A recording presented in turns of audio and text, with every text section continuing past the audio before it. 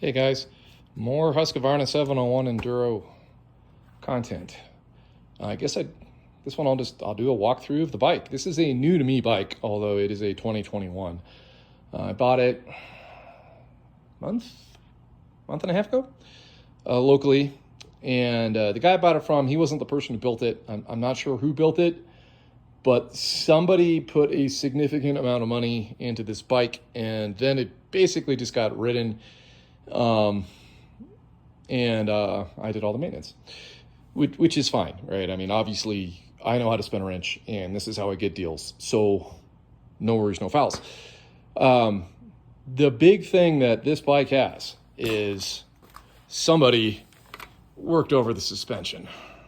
And at least for me, I'm about 195 pounds, so my riding weight with water is maybe 210. It feels wonderful. It feels really, really good. It had, at some point, a set of the highway dirt bike handguards, because when I took off what was on it, the bars were already tapped. So the installation of my highway dirt bike handguards went really, really easily, really smooth. It sadly did not have the damper mount. So my wife was super cool, and she gave me a gift card, which I used to buy the damper, and also I've got a seat concept seat coming. I already had the damper, so put that on. It came with the Britannia Composites fairing. It had a mystery switch here, which once I took everything apart, I traced the wiring, and it actually goes to the ABS dongle. So then I figured out what it was and marked it, and it works great. It's got a voltmeter with a 2 USB port. This is my momentary switch to turn unswitch power for the Compan and my GPS into switch power, which is great. I just got done putting on the Baratech Compan digital dash. Super stoked. Gets me gear position, oil temperature, ambient temperature, tachometer, all sorts of fun stuff. Highway dirt bikes, mirrors. When we come around to the front, you can see the Britannia Composites Lynx fairing with the updated lights. The lights are super duper bright. I like the way it looks. It's built very well.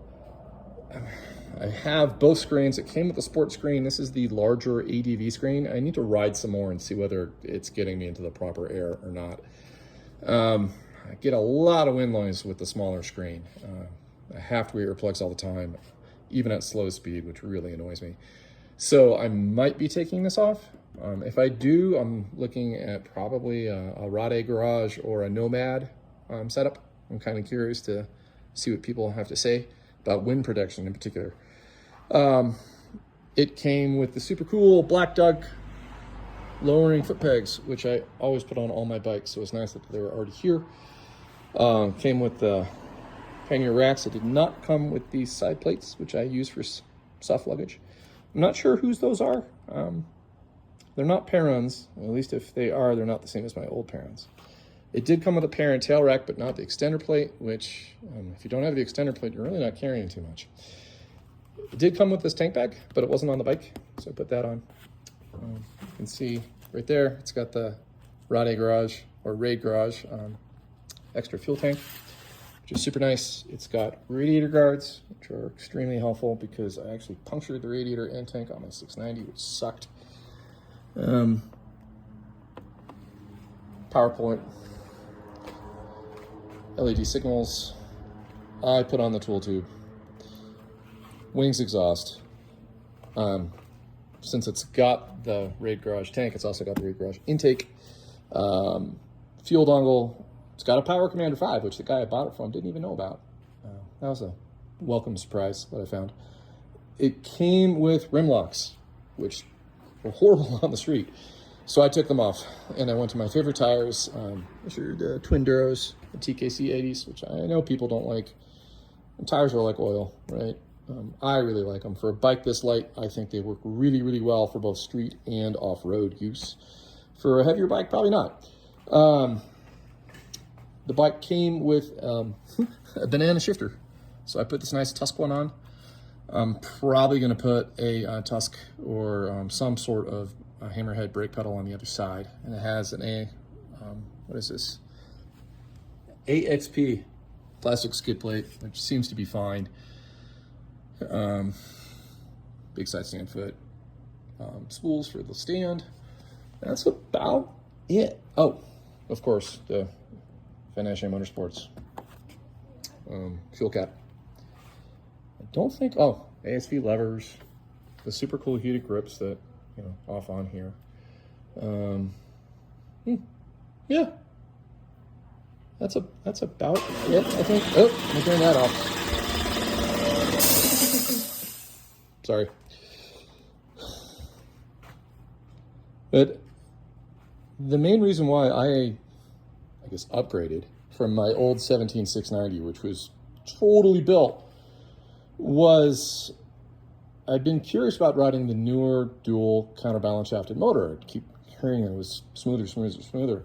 And I finally got a chance to ride one, and oh my God, it was much smoother. It was ridiculous how much smoother it was.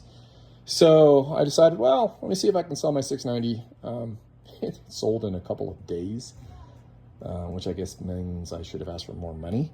Then I started looking for 701 or 690. Well, I kind of like the color scheme of the 701s better.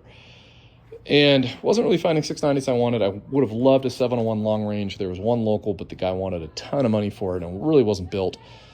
This one popped up, basically the same money as the long range, but, we were able to come to a price that was substantially less than what he was initially asking, which works for me. But when I got it, it wasn't really riding that great because of the rim locks and valves and just general lack of maintenance. So Woody's wheels trued the wheels for me, took out the rim locks, put on my TKC 80s, balanced the wheels. I checked and adjusted the valves. I did an oil change, did a brake fluid flush. I fixed that shifter lever. And then all of a sudden, it really woke the bike up and started riding much, much better. Me not being a dumbass and putting it on the proper traction control mat made a huge difference in how the throttle response of the bike. That made an enormous difference. Couldn't believe it. My old 690 didn't have that, so there you go, dumb me. In the off season, I'll probably do fuel filters on this because that's a real Achilles heel on these 690s and 701s, just to make sure that everything's clean and no fuel problems. But otherwise, I'm going to start riding it. Super happy with it. Any questions or comments, let me know.